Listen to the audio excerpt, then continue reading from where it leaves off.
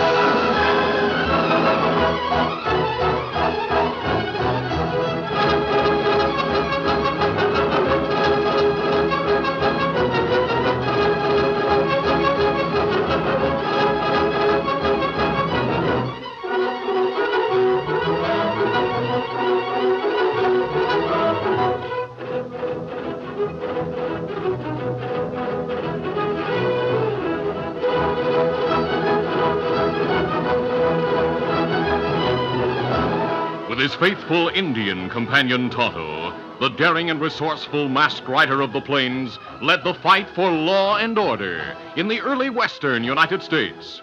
Nowhere in the pages of history can one find a greater champion of justice. Return with us now to those thrilling days of yesteryear. From out of the past come the thundering hoofbeats of the great horse Silver. The Lone Ranger rides again. Come on, Silver. Let's go, big fella. Hi-yo, Silver! Hi!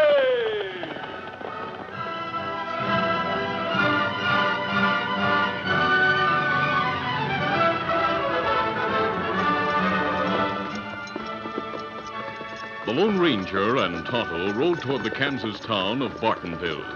As they approached the rear of the row of buildings that fronted on the main street, they saw 5 horses at ground hitch behind the bank. Then 5 men rushed from the bank's back door. Hold. All of the men wore black cloth over their faces, and one carried a bulging sack. Otto, a bank robbery. See us. Them shoot. Return the fire. The distance was too great for accurate gunfire, and the bank thieves mounted and spurred their horses toward the west. We'll go after them. Come on, Silver! Startled townsmen who appeared from behind the bank saw 7 horsemen heading west, 5 far ahead of the other 2. The Lone Ranger and Tonto maintained spaced gunfire as they reduced the lead of the outlaws. Then one of the crooks suddenly clutched his arm. You hit one, Kemosabe. We're gaining on them. Tonto, hold. Push now, hold. He hit. Steady, Tonto. I'll hold you in the saddle. Crooks escape? We'll deal with them later. Let me look at that wound. More gunfire. Townsmen are firing at us. Running this way. Them think we part of gang. Yes. Can you ride as far as the woods? Tell me ride. Good. We'll get away from the townsmen, then dress your wound. Come on, Silver.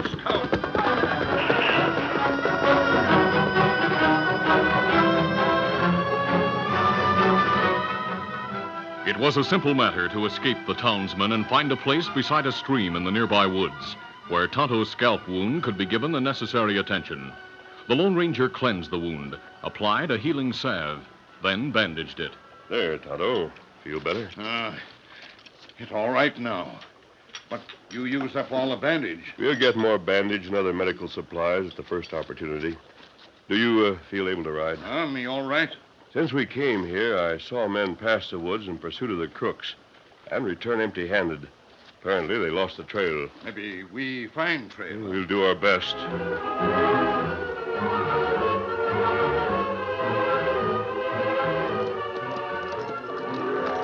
To discourage pursuit, the bank robbers traveled over rocky ground, and the Lone Ranger and Tonto, skilled as they were in reading signs, found it difficult to follow the trail. They made poor time, but they kept going until darkness closed in. They were then within sight of the town of Jarvis. We'll keep going, Tonto. Not camp for night? Yes, we'll camp nearby. But first, I want to find a doctor and replenish our medical supplies. Come on. Get him up, Scout.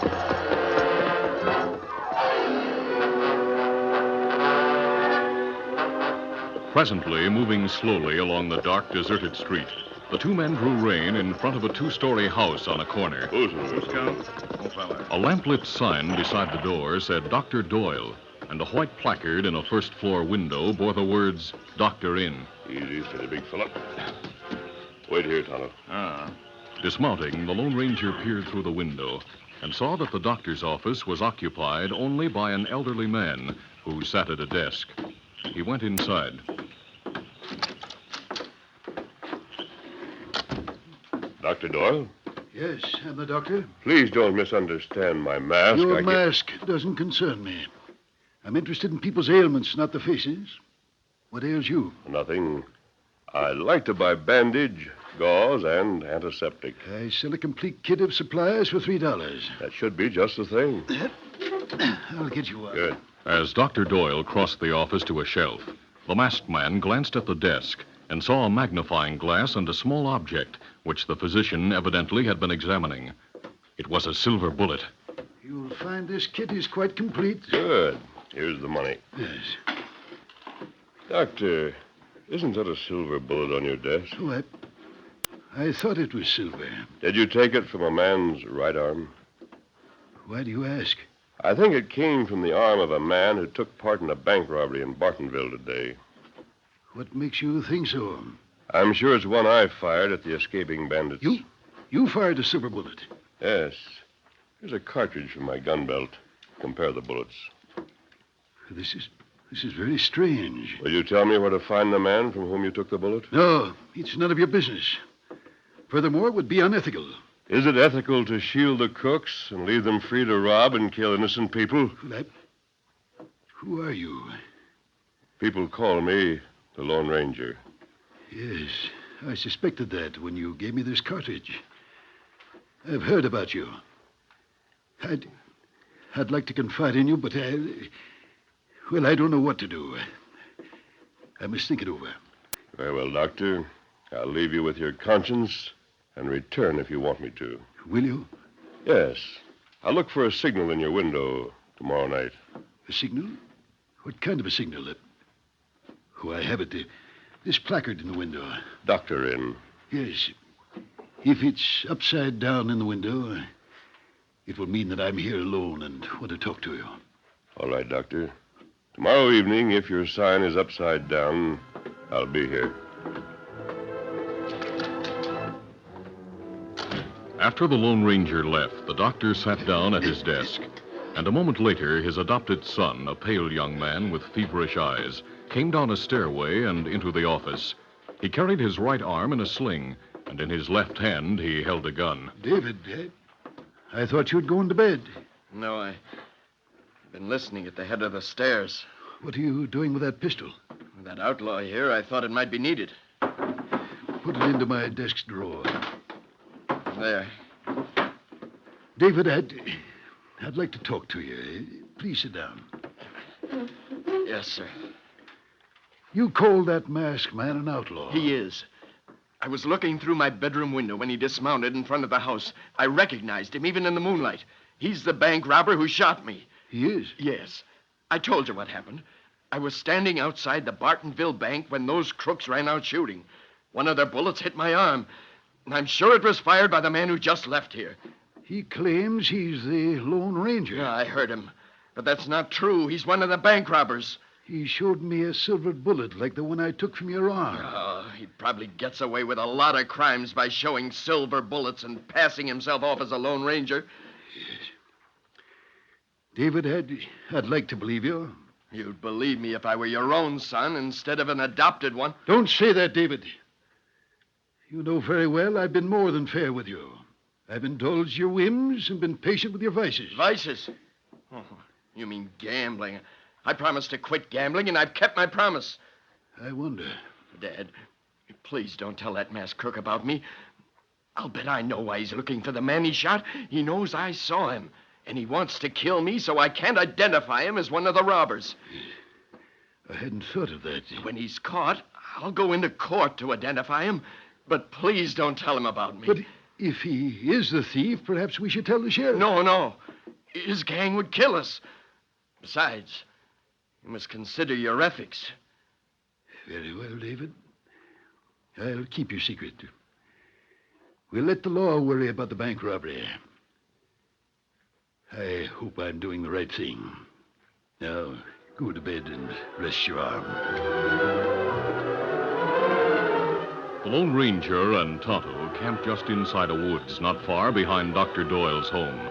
They saw the lights in the house go out, and a short time later, the moonlight revealed a man riding out of the physician's stable.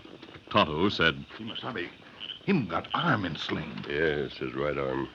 We let him get a short distance ahead, then follow him. All right, we'll saddle the horses.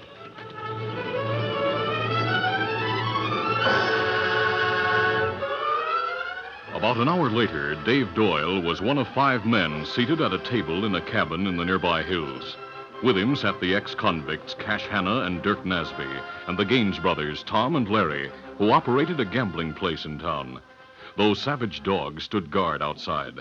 The faces of the men showed fear as Dave told of the Lone Ranger's visit to the doctor's home. When Dave was through, Cash Hanna said, Boys, we'll have to get the Lone Ranger or he'll get us. Right, Dirk? That's right, Cash. He and the engine almost caught us in Bartonville. Yeah, I thought I hit that engine with a bullet. You probably did, Larry.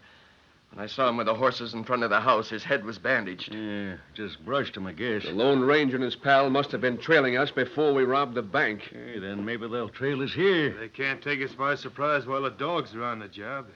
We're safe here. Yeah, but we can't stay here forever. The Lone Ranger's got to die. Dave, you should have plugged him when he was in your house. I couldn't shoot straight with my left hand. Why didn't you follow him when he left and let us know where he's camped? I couldn't leave the house until after Dad went to bed. Excuses. Well, Wait a minute, boys. I've got an idea. I know how we can get the Lone Ranger. I don't hanker to shoot it out with him. He'll have no chance to use his guns.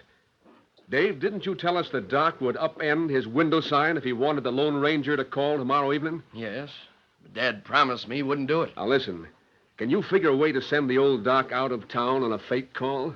That'd be easy. I often take messages when he's making house calls, but I... Good. Late tomorrow afternoon, you send him on a ranch call that'll keep him away for a few hours. After he leaves, we'll all go to the house. We'll put his card in the window upside down. Hey, that's it, Cash. The Lone Ranger will see the card and go into the house, and we'll be there to shoot him. No, we can't do that. Why not? What about Tonto? If he's there, we'll shoot him, too. But if the Lone Ranger's killed in the house, I'll get the blame. Blame for what? Who knows he's the Lone Ranger? Stick to your story that he's one of the bank robbers.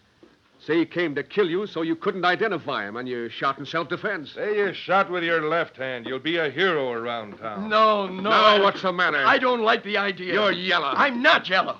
I went through with my part in the holdup, and I didn't get a cent You out. got plenty out of it. Sam and I tore up your IOUs at our gambling place. That's the only reason I went with you on that bank job. I did it to pay off those gambling debts. Now you want me to get mixed up in a murder. We've got to get rid of the Lone Ranger. And you're gonna help. No, I don't want to get in any deeper. You're in this with us, and you can't back out. I was a fool to gamble in the first place. Too late to think of that. You heard the plan. Yes, but I won't go along. Yellow. No. Here's some more. Stop slapping my face. That's just the beginning unless you stick with us. You murderer. How about it, Doyle? You with us, or do you need more persuasion? Give me that arm. Let go. Now, you with us, or do we break your good arm? Let go. You gonna stick with us? Yes. Now you're being smart. Doyle, don't you forget our plan. We'll be watching for the doc to leave town tomorrow afternoon. And if anything goes wrong, you'll get another slug. But this time it won't be silver, and it'll be in your head instead of your arm.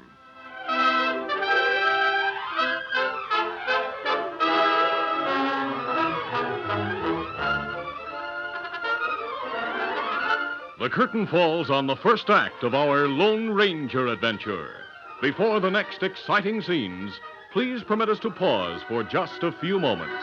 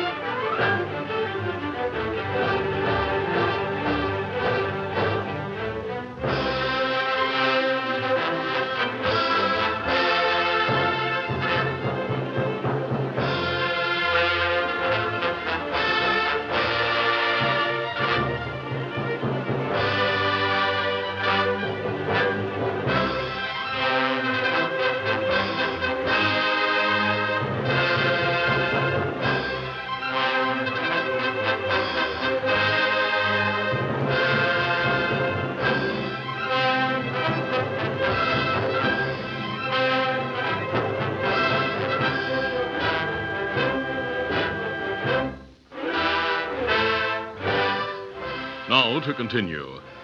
Meanwhile, the Lone Ranger and Tonto had followed the man with the injured arm to the hideout in the hills. Hearing the dogs when Dave entered the cabin, they withdrew to a point where they could watch the building from behind brushwood bordering the moonlit trail without arousing the guardian animals. Presently, they heard the distant dogs again. Look, Tonto. They saw the cabin door swing open, and a moment later, the man with his arm in a sling was riding toward them. What we do, Kimasabi? Now, Scout. We'll stop him when he gets here. Easy, steady. Easy, Scout. Easy, fella. Him look like fella you shooting on. I think he's the one. Get ready, Tonto. I'll cover him while you grab his reins. Now, me savvy. Come on, Silver. Get him off, Scout. Right in, you're covered. What is it? Oh, Silver. Oh. Get your good arm up. Yes, man. Don't shoot me. Sit still in the saddle and keep your voice down while I see if you're armed. I'm not armed. What do you want? Why'd you stop me? You have a lot to talk about, but not here. All right, you may lower your hand. Where are you taking me? Deeper into the hills. Lead his horse, Tonto. I'll ride behind him. Come, Scout. Come, fella. Come on, Silver.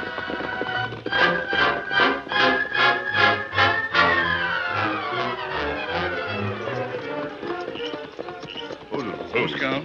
Oh, there, fella. After about a mile of riding, the Lone Ranger and Tonto halted with their frightened captive in a moonlight-flooded valley. Easy, steady, big fellow. All right, you dismount. Yeah. What are you going to do to me? That depends on how truthfully you answer questions. What's your name? I'm David Doyle. The doctor's son? I'm an adopted son. He adopted me when I was a baby. Did he take a silver bullet out of your arm? Well... Answer me. Yes, he did. You know who I am? Yes. You're the Lone Ranger. I heard you talking to Dad. Then you know I'm the man who shot you. I know you're one of the men who robbed the Bartonville Bank. Well, I helped, but... Name the others. Please, mister. I already know Cash and Dirk. There were two more. They're the Gaines brothers. They run a gambling place in Jarvis. They're the ones who planned the robbery. They had it all set. They even had a hideout for Cash and Dirk. Is that the place you just left? Yes. I'll tell you everything. I'm in so deep now that... Why did you go to the hideout? I went to warn those crooks that you were on their trail. I knew if they were caught, they'd name me. I didn't want that to happen. I thought they might leave here to escape you. But instead, they intend to kill you. Many crooks have tried that. Is the stolen money in the hideout? Yes. But the place is guarded by dogs. They'll warn the crooks if anyone goes near. You'd be shot on sight. So would anyone else who tried to capture those outlaws. Wouldn't my death have solved your problem? I don't want anyone killed. I didn't want to be a thief. I am not sharing in the stolen money. Then why did you help rob the bank? The Gaines brothers promised to call off my gambling debts if I helped. It was the only way I could pay them, but now... Oh, I wish to heaven I'd never done it. I'm in deeper than ever. They'll kill me unless I help them murder you. What can I do? Is there any way out? Dave, I don't know. Dave, you better pull yourself together and tell me everything you know. Dave was glad to unload his burden of guilt. He told about the robbery and the way he'd lied to his foster father. Then he revealed the outlaw's plan to murder the Lone Ranger. When he finished, he sighed with relief and said, Now you know everything. Dave, you've been weak, but you might be able to redeem yourself. I'll do anything you say. Would you fight on my side? Yes. Then we'll make some plans of our own. Tell me this. Is your father's stable connected to the house? Yes. There's a door opening into it from the office. That's what I thought. Is there a hayloft in the stable where Tonto and I might hide? Yes. And there's a shed nearby for your horses. Good. We'll go there tonight. What do you want me to do? Return home and go to bed. Tomorrow, do just as you agreed. You mean send my father out of town, then let those crooks into the house? Yes. After that, Tonto and I'll handle the situation.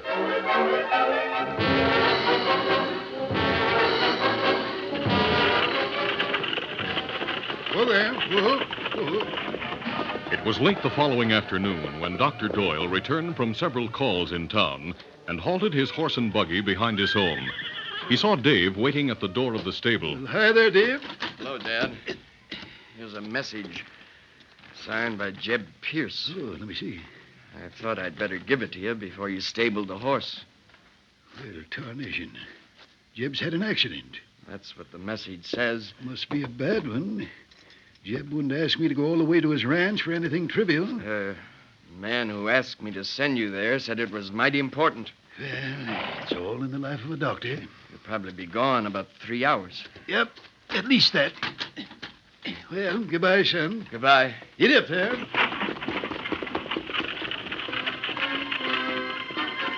Dave watched his foster father turn the buggy and start the long trip. Then he entered the stable.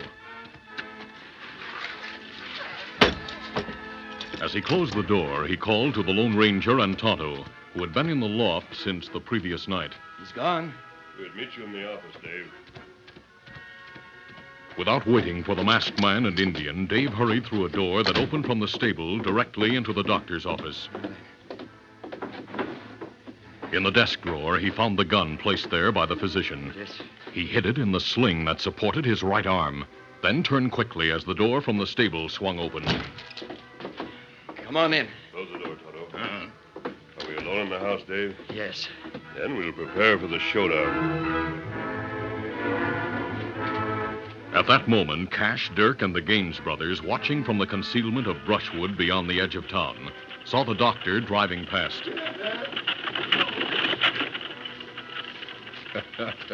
There goes the doc on his wild goose chase. Yeah, young Doyle's done his part. Now, as soon as it gets dark, we'll go to the house. And wait for the Lone Ranger.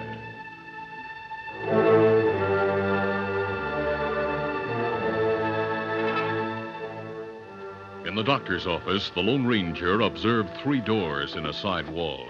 He said, Now, I know that door leads to the stable. Now, what about the others? This one opens into a small closet.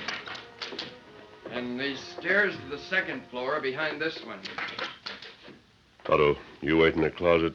I'll wait on the stairs. Leave the doors open about an inch. Oh, me savvy. Dave, you better sit at the desk until the crooks arrive.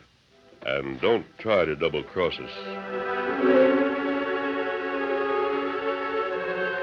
When darkness gathered, Dave lighted a lamp. And a short time later, the front door was opened cautiously. Cash Hanna peered into the office with a gun in his hand. Is the coast clear? Doesn't it look that way? Come in, boys. Sure.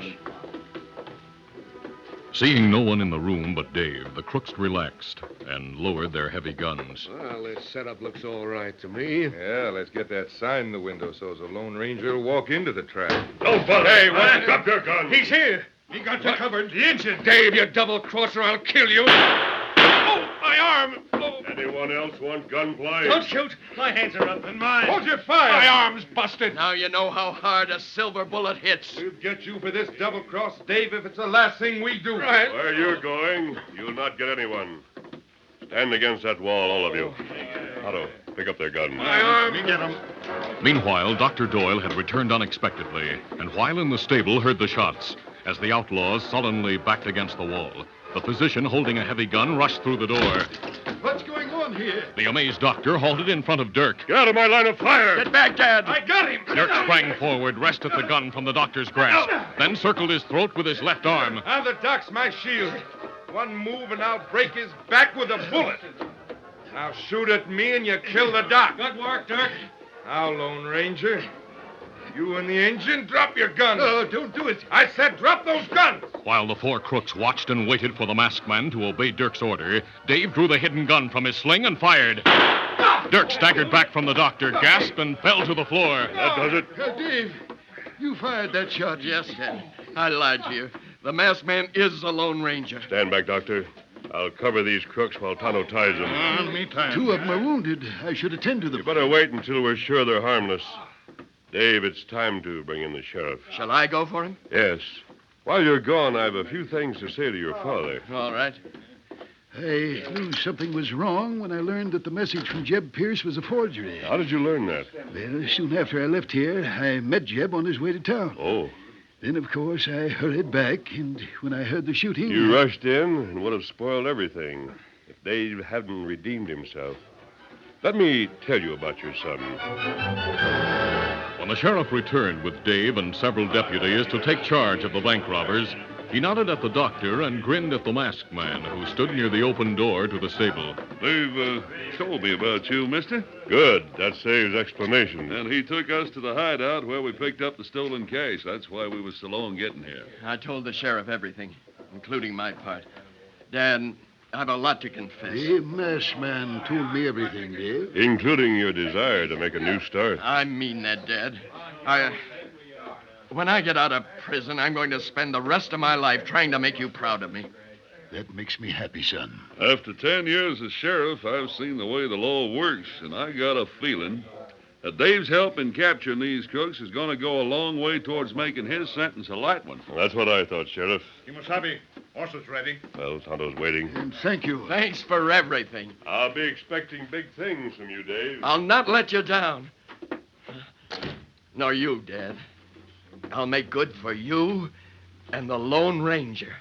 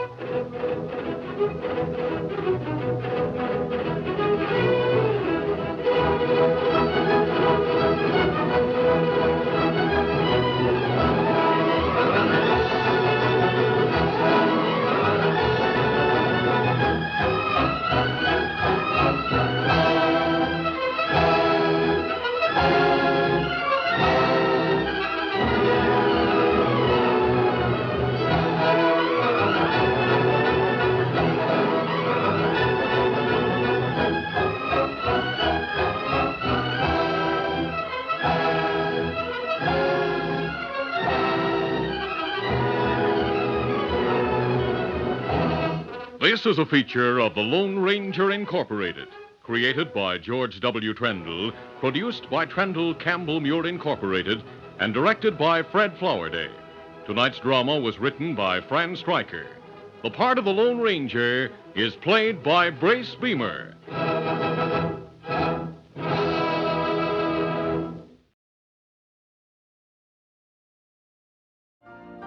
You've been listening to the OTR Gold Network. Find more classic radio at otrgold.com.